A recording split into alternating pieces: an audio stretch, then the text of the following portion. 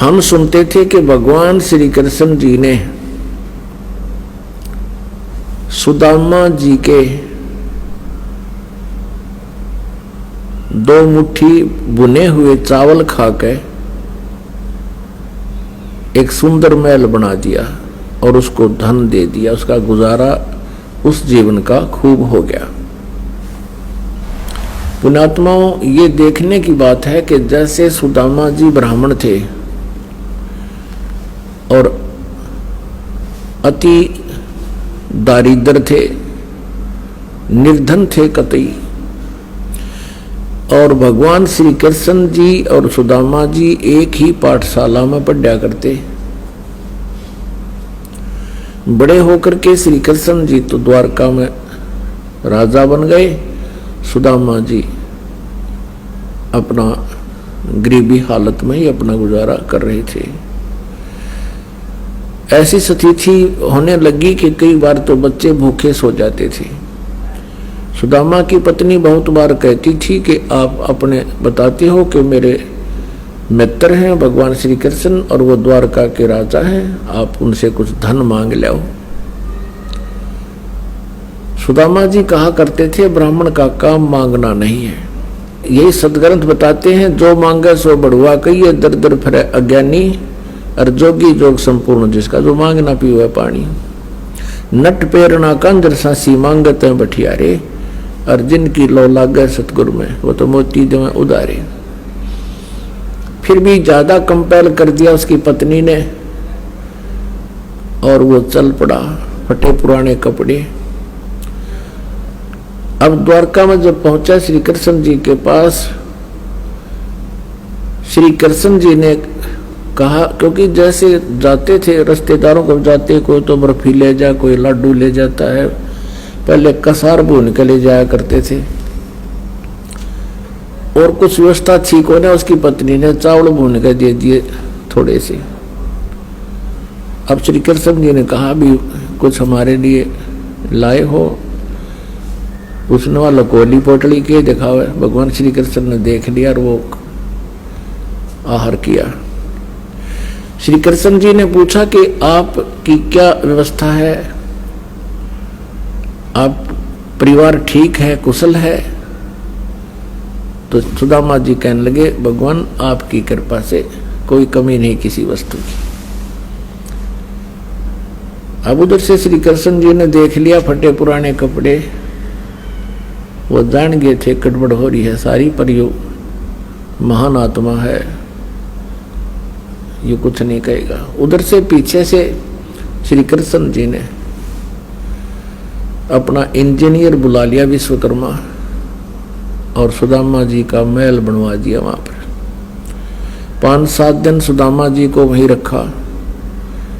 अपने मित्र के आप पैर धोए, स्वच्छ कर अच्छे कपड़े पहना दिए, और 7वें 8वें दिन वो चलने लगे। जब सुदामा जी कहने लगे अच्छा मित्र अब मैं चलता हूँ, और अच्छा जाओ। अब रास्ते में आके सुदामा जी का थोड़ा दोष आ गया था कि वह देख लिया मित्र मेरी स्थिति को वो नहीं देख सका, मेरी क्या हालत हो रही है, और मेरे से पूछा है और कुशल है, क्या उसको नहीं दिखाई दे था? यानी इतना सा दोष आया था, क्योंकि ये मन बड़ा उस्ताद है। इतने में क्या हुआ कि वो नए कपड़े पहन रहा था, रास्ते में लुटेरों ने सोचा कोई सेठ है, उसके वो कपड़े भी तार लिए, कति एक लंगोटी में छोड़ दिया। इस चल पड़ा वहां तो लंगोटी में, और फिर कोसरा श्री कृष्ण जी ने देखा मित्र, और मेरे तो पूछा नहीं और कुशल है, मेरी कुशल तो वह सामने दिखाई थी उसने। अब कहने का भाव ये है कि ज्यादा विस्तार ना करें। तो वहां जाकर देखा तो अपनी झोंपड़ी के स्थान पर महल को देखकर आश्चर्यचकित रहा। और इसी आधार से हमने श्री कृष्ण जी को भगवान मान लिया। पुण्यात्माओं, इतना सहयोग तो एक मंत्री दे दे अपने मित्र ने, अब कलयुग के मंत्री सहयोग दे सकते, एक बढ़िया सेक्टर में प्लॉट अलॉट कर दें और मकान बनवा दें, कोई बड़ी बात नहीं। इससे क्या मोक्ष हो गया, इससे क्या जन्म मृत्यु का पीछा छूट गया।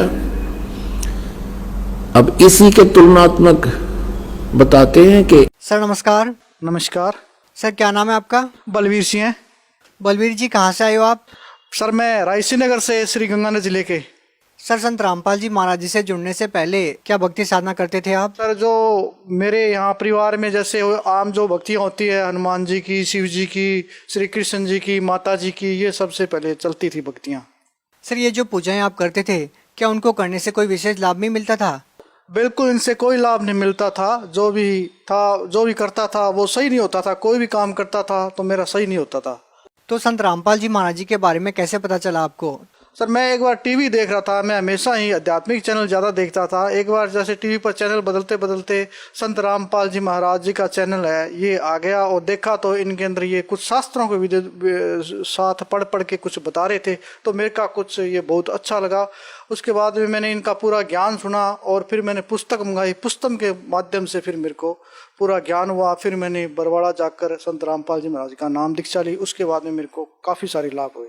सर आप संत रामपाल जी महाराज जी से जुड़े, उसके बाद आपको क्या क्या लाभ मिले? उसके बाद जुड़ने के बाद लाभ मेरे, सबसे पहले तो एक मानसिक जो परेशानी थी, दिमागी टेंशन ज़्यादा रहती थी, मेरे काम का बर्डन ज़्यादा रहता था, परिवार के अंदर कलेश रहता था, और मेरे शरीर के अंदर का बैक पेन वगैरह, दर्द वगैरह, लीवर वगैरह, ये समस्याएं बहुत ज़्यादा थी, जो संत रामपाल जी महाराज का नाम दीक्षा लेने के बाद में वो ख़त्म हुई। सर 10 साल आप राधा स्वामी पंथ में रहे हो, उसके बाद आपने संत रामपाल जी महाराज जी से नाम दीक्षा ली, आपको दोनों संतों में क्या अंतर नजर आता है? सर जो भी ये विद रामपाल जी महाराज जो ज्ञान बताते हैं वो विद प्रूफ है। उसके अंदर जैसे अपने कोई ज़मीन या कागज़ प्लाट जैसे भी लेते हैं कोई भी, तो उसके अंदर अपने रजिस्ट्री पट्टा वगैरह देखते हैं। इसी प्रकार से जब इनका ज्ञान देखा तो इसमें प्रमाणित पाया गया कि वास्तव में भक्ति ये प्रमाणित भक्ति और सही भक्ति है। क्या सर राधा स्वामी पंथ में कोई प्रमाणित भक्ति नहीं बताई जाती? नहीं सर, उसमें मेरे को कुछ लाभ नहीं हुआ। कोई प्रमाणित भक्ति नहीं थी उसके अंदर, सिर्फ वो देख देख के और एक दूसरे गाते रहते थे, तो उससे कोई ज़्यादा लाभ नहीं था। सर जो भी श्रद्धालु संत रामपाल जी महाराज जी से नाम दीक्षा लेता है उनका नशा छूट जाता है, तो सर इसके बारे में आपका क्या अनुभव है? बिल्कुल सर, मैं पहले जर्दा लगाता था और जर्दा में छूटता, जर्दा तब तक लगाता रहता जब मेरे को कई बार क्या टॉयलेट भी, यानी कि जर्दा लगाने के बाद में ही टॉयलेट आती थी। तो ये नाम दीक्षा लेने के बाद में मेरा जर्दा ऑटोमेटिकली छूट गया, पता नहीं कहाँ छू मंत्र हो गया। अब मैं बिना नशे के हूँ। सर आप भगत समाज को क्या संदेश देना चाहते हो? मैं भगत समाज को यही संदेश देना चाहता हूँ कि जितना भी ये हमारा जो राजपूत समाज और भक्तों को यही संदेश देना चाहता हूँ कि आओ संत रामपाल जी के शरण में नाम दीक्षा ग्रहण करो और सभी विकारों से दूर हो। बहुत बहुत धन्यवाद। सत्संग।